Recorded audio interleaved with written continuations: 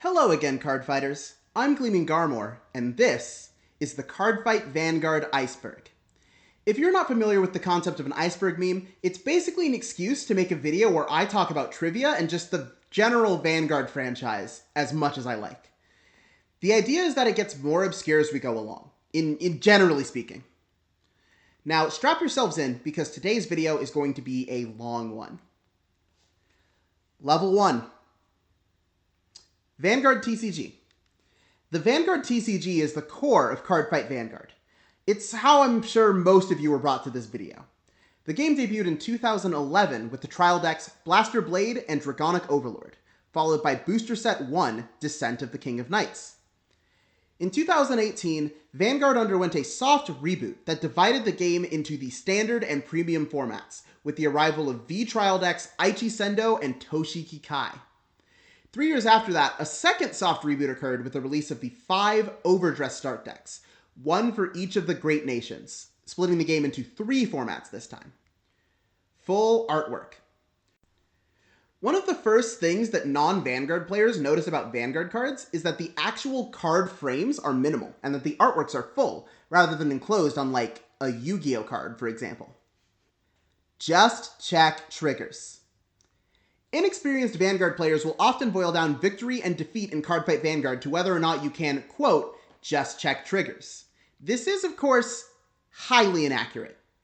You can check all the triggers in the world, and if your guard habits, attack patterns, and card choices are bad, you're unlikely to win consistently. Different Fight. Different Fight is currently the largest YouTube channel dedicated to Cardfight Vanguard. At 45,000 subscribers, the channel is run by overall chill dude Chris Brazos. Chris is also a commentator for the Cardfight Vanguard and Shadowverse official tournaments. During the production of this video, he even dabbled as a commentator for the Digimon TCG.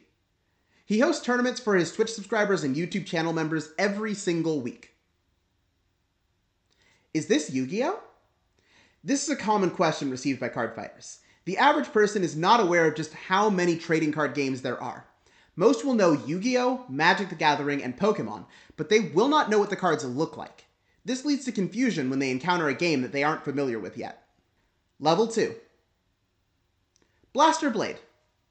Blaster Blade is the avatar unit of Aichi Sendo, the protagonist of the first 3 seasons of the Cardfight Vanguard anime series. Despite being such an important unit in the overall history of Cardfight Vanguard, he's actually not the first unit we saw in the anime. That title goes to Juggernaut Maximum of the Spike Brothers clan.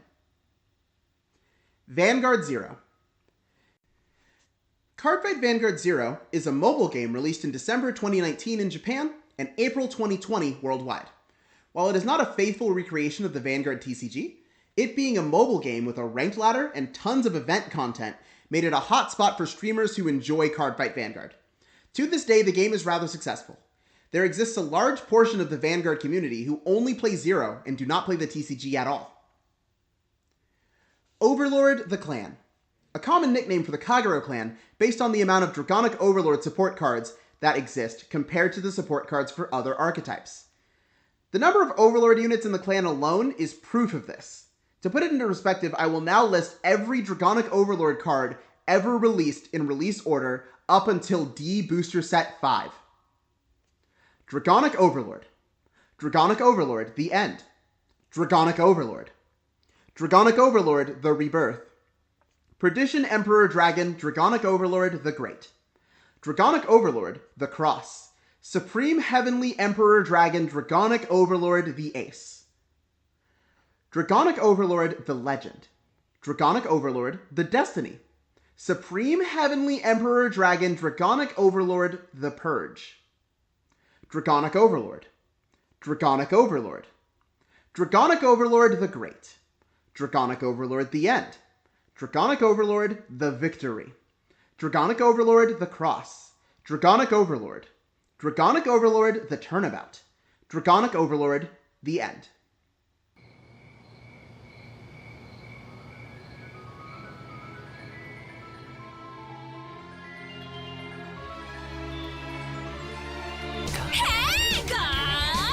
Hey guys was a line uttered by Tomari Seto in the first trailer for the Cardfight Vanguard Overdress anime.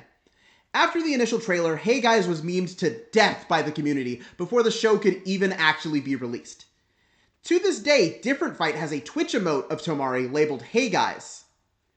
When the show actually released, it turned out that Tomari's famous line was actually background noise, but that did not stop additional instances of Hey Guys from being written into the show later on. Tomari's voice actress even appeared on a few weekly Vanguard streams to say her new catchphrase. Imagine it, the resurrecting flames of the apocalypse. Imagine it is a tagline for Cardfight Vanguard that is used whenever a new player is introduced to the game in the anime. Kai said it to Aichi, Aichi said it to Naoki, Kamui said it to Chrono, and Chrono said it to Tayo, Luna, and Kazuma. A huge part of Vanguard's themes is the ability to imagine the fight, whether it be literally imagining the units on the planet Krei, or if it's predicting your opponent's movements to gain the upper hand. Imagination is super important for Vanguard, even if we don't realize it. Final Turn. Final Turn is a declaration made by characters in the Cardfight Vanguard anime when they believe their victory to be assured. A final turn call is often dramatic, and a failure to follow through on which is almost worse than a loss in some cases. Known final turn callers include Toshiki Kai and Ren Suzugamori.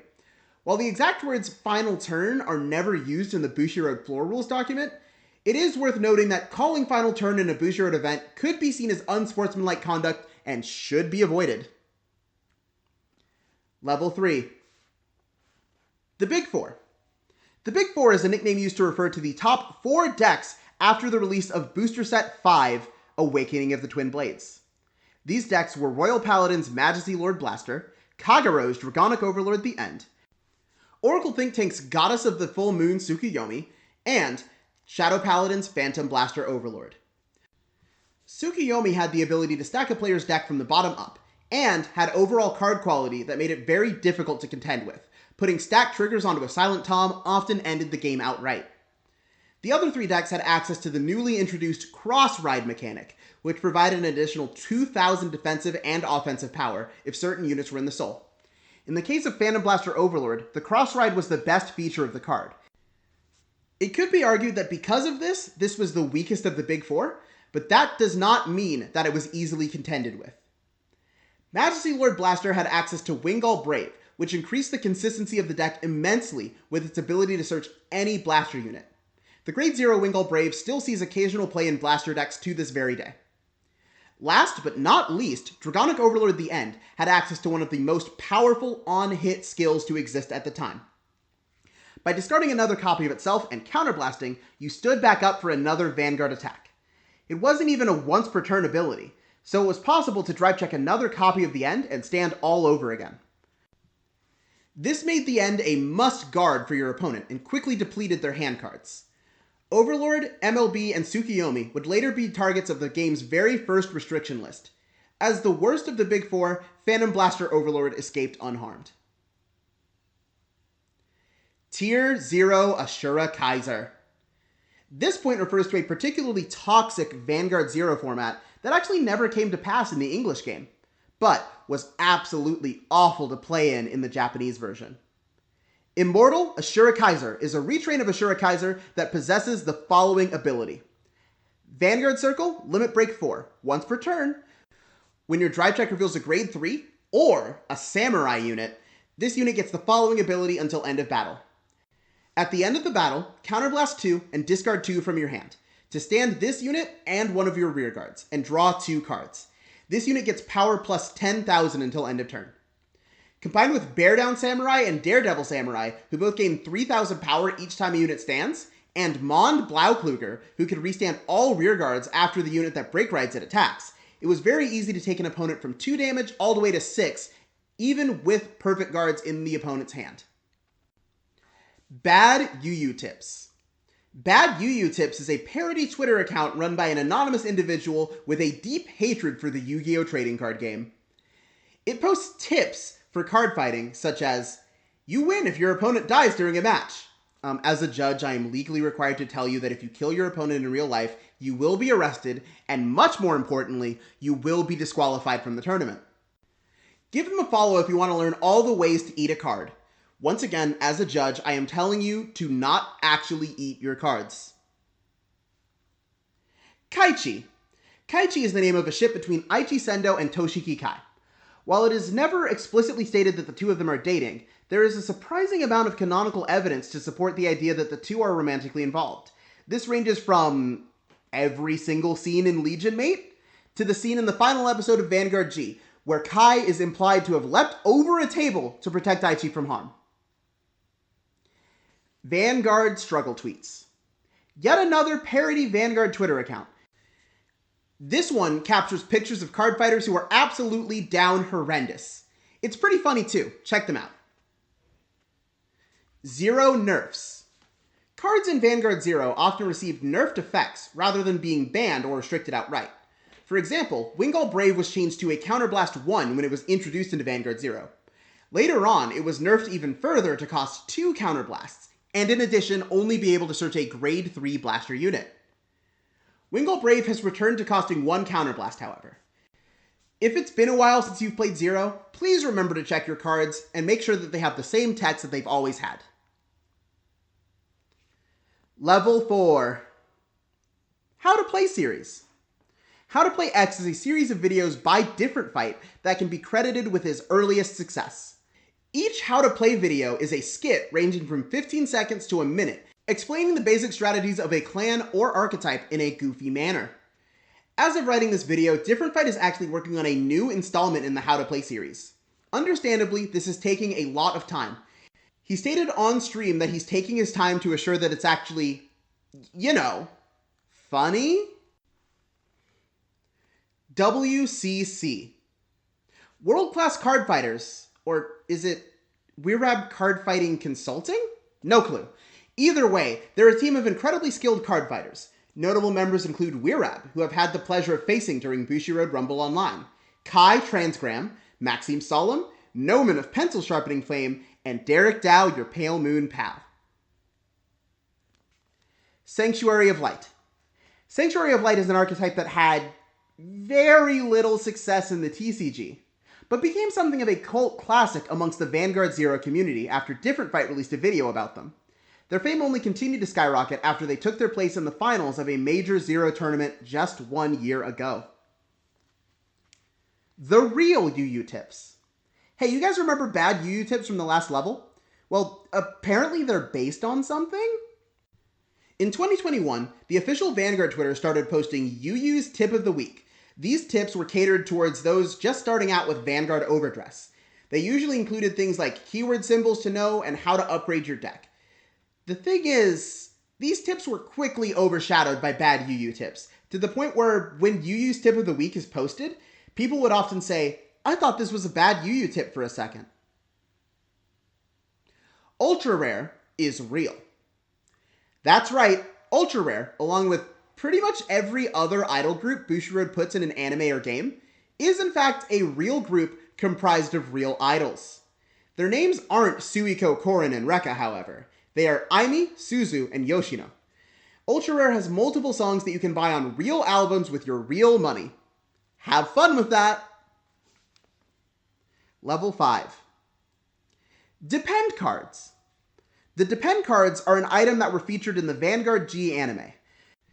They are depicted as blank cards and said to be portals that can summon new units to Earth when charged with enough of a fighter's imagination energy or stride force. For example, Chronodron was initially a Depend card. This information is not that obscure. But what is far more obscure is the fact that in the Japanese version of Fighters Collection 2015 Winter, Depend cards would be included incredibly rarely. Fighters could mail in these Depend cards in exchange for a card of their choice from the set. Angelic Wiseman. Angelic Wiseman is a grade 3 unit in the Genesis clan introduced in BT14 Brilliant Strike. When he attacks, he can Soul Blast 3 to gain 4,000 power. This skill went unutilized for years until the release of GBT08, Absolute Judgment. This set featured a stand trigger by the name of Goddess of Sound Sleep Taro. Her ability, when combined with Wiseman, could create an attack loop where Wiseman could attack for infinite power multiple times. The Wiseman loop, as it was called, became the main strategy of the Genesis clan for years to come, up until Taro was banned last year. Wrong Ezel skill. In Aichi and Leon's final fight during Cardfight Vanguard Asia Circuit, Aichi uses the skill of Blonde Ezel to call Blaster Blade Spirit from his deck. There's nothing wrong with that. BBS is treated as a gold paladin after all. But wait, did you see that? Ezel's skill is used to check the top 4 cards of the deck rather than just the top 1. This is such a bizarre error to make because they could have just as easily placed the Blaster Blade Spirit on top of the deck. There is nothing about this fight that would require Ezel to check 4 cards, other than that they forgot to put the Blaster Blade Spirit on top of the deck when animating. Top Deck Heroes. The Top Deck Heroes are a Vanguard YouTube channel that I've collaborated with myself. Their main style of video is Proxy Play, a series in which they play with proxies of newly released cards as soon as they're revealed. If you play Standard or V, and you want to see how a new card performs in your deck, I'd recommend giving them a look. Gold Rutile. Gold Rutile is a Nova Grappler Grade 3 that was released in Trial Deck 3, Golden Mechanical Soldier. It was also the thing that temporarily made Katsumi Morikawa one of the most powerful characters in Vanguard anime history. In Ride 51 of Cardfight Vanguard, Morikawa forgets his deck at home, and instead borrows a trial deck. Amazingly, without his personal deck that contains a whopping 4 Grade 1s, 1 Grade 2, and a whole lot of Grade 3s, he achieves his first win of the series, and then ends up on a 6-win streak. Gold Rutile was also a popular budget deck during the first ranked season of Cardfight Vanguard 0. I actually hit Legend in the first season thanks to Rutile. The Nemain Incident. On August 28, 2020, VBT-10 Phantom Dragon Aeon was released in Japan. This set featured the V-Series version of Dragheart Luard, as well as his Stride fusion, Drag Driver Luard. These 2 Grade 3s comboed excellently with Skull Witch Nemain's ability to search for 5,000 power units, and the 2 new 5,000 power units included in the set. Damphood Dragon, who would search out a Blaster Dark to use for your turn 2 ride, and Freezing Witch Bende, which allowed you to Superior Ride Phantom Blaster Dragon on turn 2. Together, these cards created an incredibly oppressive deck that far surpassed the abilities of anything else released up to that point, as well as the cards released in the following set. Because this deck was so powerful and so popular, many shops added Skull Witch Nemain to their buy lists and bought copies for very high prices. Unfortunately for them, Bushiroad did need to do something about the Luard issue before players got fed up with the game altogether. Their answer was to choice restrict both Dragheart Luard and Skull Witch Nemain in the V Premium format. This effectively made Nemain irrelevant, and the copies that shops had bought were becoming increasingly difficult to sell. There was some frustration from shops, a few even dropping Vanguard before later picking it back up. Level 6. Chaos Breaker Leak. You might be wondering how cards like Dragheart Luard get made in the first place. Don't Bushiroad have playtesters? Well, at the time, they didn't. That's not to say Vanguard cards were not playtested, however. After a certain event, all Vanguard playtesting was done in-house by the development team, rather than people whose job it was to break the game. Before the reveal of Starvader Chaos Breaker Dragon, a member of the playtest team had leaked his skill online. After this, the out-of-house playtesters were fired, and a team of dedicated playtesters was not hired again until late 2020, after the previously discussed Nemain incident. The to your Luna. Throughout the run of Cardfight Vanguard, there have been a lot of ship teases. Despite this, there are only 2 characters in the history of Cardfight Vanguard to say "I love you" to one another. Luna Yumizuki and Chono are in love with one another, and this is not up for debate. A season after their confession, they are seen getting far more embarrassed about holding hands than any 2 gal pals ever would. On February 13th, 2019, the English Cardfight Vanguard Twitter posted the following. Happy Valentine's Day! Have you found the Luna to your Here's wishing you a weekend full of love. The next day, which was Valentine's Day itself, the account replied with, Good friends also deserve to be appreciated on Valentine's Day. Let's all have a good weekend. Which is a strange reply to a Valentine's Day post about your only canon couple. But hey, you know what they say? It's just gals being pals. Buddy Fight died so that Vanguard could live. The cancellation of Future Card Buddy Fight is tragic, as both the game and the anime are actually rather enjoyable. At the time of writing, I've been loving Buddy Fight Ace. It's an example of what is possible for card game anime. A theory amongst both the Vanguard and Buddy Fight communities is that Bushiroad let go of Buddy Fight to focus on supporting Vanguard Overdress. We have no real evidence for this, and I wouldn't give it that much credence. Token Ranbu. Token Ranbu Online is a mobile and browser game in which you take the role of the Sanawa, a sage who is capable of giving life to ancient Japanese swords. What does this have to do with Cardfight Vanguard? Well, in July of 2015, G Title Booster 1, Token Ranbu Online, was released. This was the first collaboration clan to be introduced into the game. They have since received 3 additional waves of support, one of which was a pair of legend decks themed after the Token Ranbu Hanamaru anime that were never released in non-Japanese edition of the game. Some more fun facts. First of all, Vanguard was actually the first time that any piece of Token Ranbu media had been localized into English, and when they started doing card reveals for the D Token Ranbu title booster, it was actually on the morning of the English release of the Token Ranbu Online game. Gleaming Garmor. Gleaming Garmor is the best researched Vanguard YouTube channel of all time. Any card fighter worth their salt will be subscribed to the Gleaming Garmor channel. Videos about other card games, and indeed other games in general, are posted infrequently, but Vanguard is still the main draw. The channel uploads weekly. Its most popular series is Gleaming Card Lore, the series where Garmor tells stories from the planet Cray. Level 7. Buddy Fight cameos. In the Future Card Buddy Fight anime, there are a few appearances of Cardfight Vanguard characters, including an actual spoken line from Misaki. Hey, it's those two from the alley.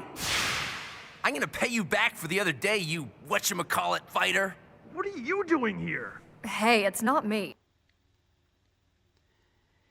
Thingsaver RPBA. This one is actually a 2-piece combo. The first will be a mini Gleaming Card Lore, and the second is about a historical deck that altered the course of the game of Vanguard permanently. If you remember the first lore video I ever posted on this channel, you'll know that the United Sanctuary is watched over by a guardian dragon. Seeker Thingsaver Dragon was once United Sanctuary's guardian. He was later corrupted by the Phantom Blaster Lance and became Phantom Blaster Dragon. What does this have to do with Revenger Phantom Blaster Abyss? Well, to tell you that, we're going to have to talk about parallel universes. After their defeat in the Invasion War, Link Joker literally traveled back in time to kidnap Blaster Blade. This created what's called the World of Altered History. I'll talk about that more in some other video, but what you need to know is that RPBA is Phantom Blaster Dragon, brought back from the brink of death by Blaster Dark by connecting their minds and their souls. So basically, Thingsaver is RPBA. As for these 2 cards' lasting effects on the game of Vanguard, well, once upon a time, players were actually allowed to mix clans together. Somehow this wasn't actually a very popular tactic until the Legion era. Don't ask me about that, I don't get it either. Here I have the runner-up deck list from 2014 Japanese Worlds. The basic premise of the deck is simple. The only grade 3s in your deck are a pair of legions that let you attack multiple times with your Vanguard, one of which is searchable by your Wingull Brave starter. Beginning your grade 3 game with Phantom Blaster Abyss allows you to activate the skills of Fighting Spirit Revenger Macart and Revenger Darkbond Trumpeter to fill your board with boosters and attackers for later.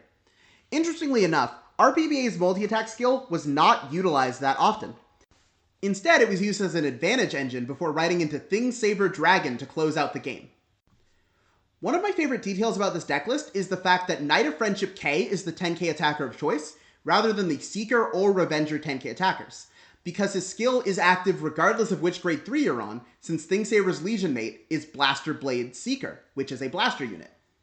I don't think this deck list is perfect, but it's certainly an incredibly interesting piece of Vanguard history, and I'm happy I get to talk about it.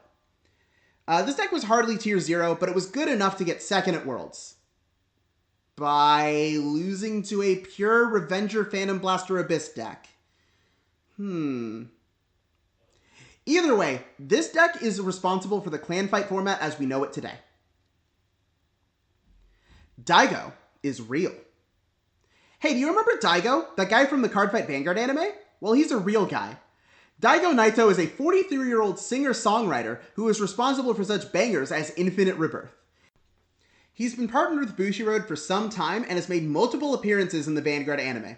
He also starred in not one, not two, but 3 live-action Vanguard movies as himself. They're actually a very fun watch if you can find them. Extreme Fight. We talked about ThingSaver and RPBA just a bit ago, but did you know that you can experience such a deck all over again today? In addition to the clan fight format that Premium and V Premium are fought under, and the nation fight format of Standard, there is actually a third way to play Vanguard. Extreme Fight is a format in which players can use any number of clans in their deck with no restrictions. There is also not a restriction list for Extreme Fight, so watch out for that. Unionverse. This is a clan that not a lot of Vanguard players know about, because it doesn't exist outside of an excellent manga by the name of Another Vanguard Star Road Asuka. Unionverse is used by both the main protagonist, Asuka, Kagero, and Taiga. The clan is focused around on-hit abilities and absurd amounts of power, at the cost of reducing your Vanguard's critical to 0. Were it not for the implications of adding yet another clan to the game of Vanguard, I would love to play a Unionverse deck someday. Maybe we'll get a ride line for it in Overdress? Level 8. Limited Fight. You didn't think I'd already talked about all the ways that existed to play this game, did you? Limited Fight is also a very fun way to enjoy the game of Vanguard. The basic rules are that any card at any rarity of triple rare or above is off limits, as are promo cards. Anything that is in a trial deck or a start deck is fair game though. Feel free to link me your Limited Fight lists for any format in the comments. I'll take a look. Character Fight. Did you know that there was also a single player mode for the Vanguard TCG? Character Fights were sets of rules released by Bushiroad in 2020 towards the beginning of COVID-19 lockdowns so that people could still play a game with their cards with no one to play against. All you needed was your deck, a few dice, and a way to keep track of your opponent's grade. Enemy attacks and guards would be determined by rolls of the dice. There were only ever 2 character fights released. The first was Ibuki and Greyon level 1, and the second was Aichi and Majesty Lord Blaster level 1. It's such a shame that this never went any further. With only 2 character fights, we never got to explore what a fight against a Protect or an Excel clan would look like. I hope that one day Bushiroad revisits this idea. It was a fun way to pass the time. Kaichi NSFW Radio. This one is weird, folks. You see, there used to be a radio show by the name of Tachiagere Bokura no Vanguard, or Tabivan for short. It was hosted by Tsubasa Yonaga and Takuya Sato, the voice actors of Aichi and Kai, respectively. No, come back. I promise, it's not that bad. Okay, so once on Tachiban, Yonaga and Sato had a mouth banana peeling contest in which they competed to see who could peel a banana the fastest without using their hands. I am not going to play the audio here, but you can absolutely find it on YouTube. It's a treat. The Mask Collection. That's right, we're going to talk about yet another obscure clan.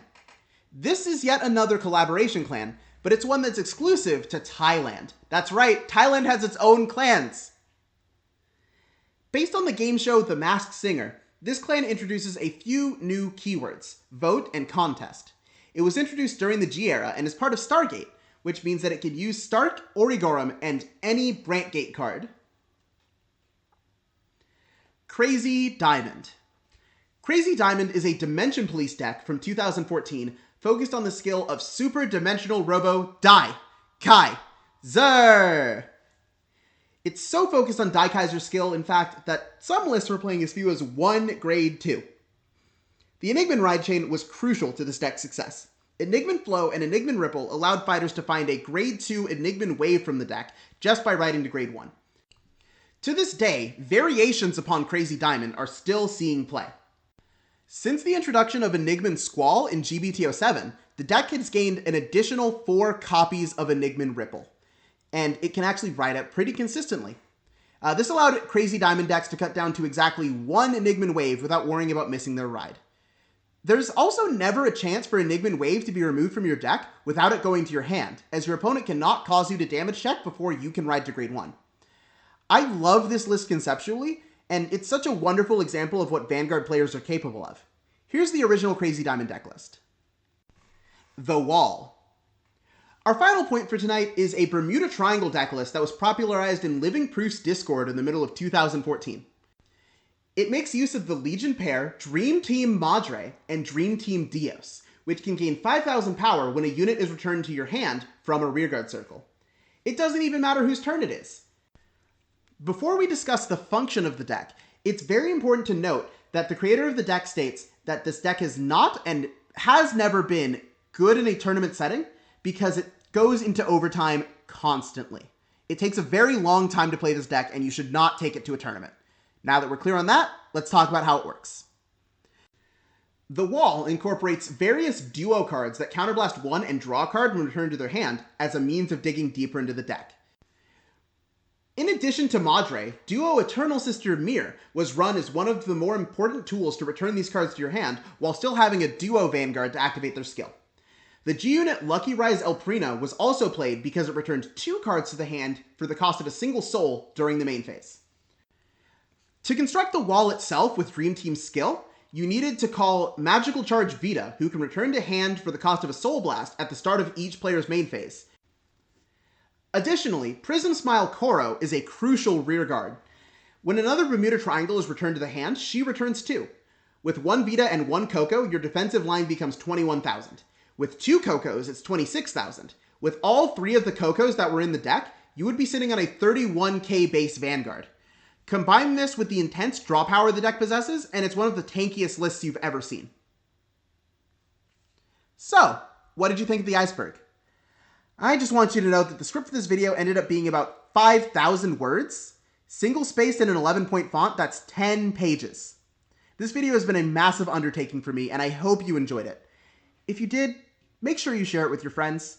Feel free to like, leave a comment, subscribe even, and if you're feeling extra generous, take a look in the description where you can find a variety of links to ways to support me in making more videos like this one. Anyway, I've held you here long enough.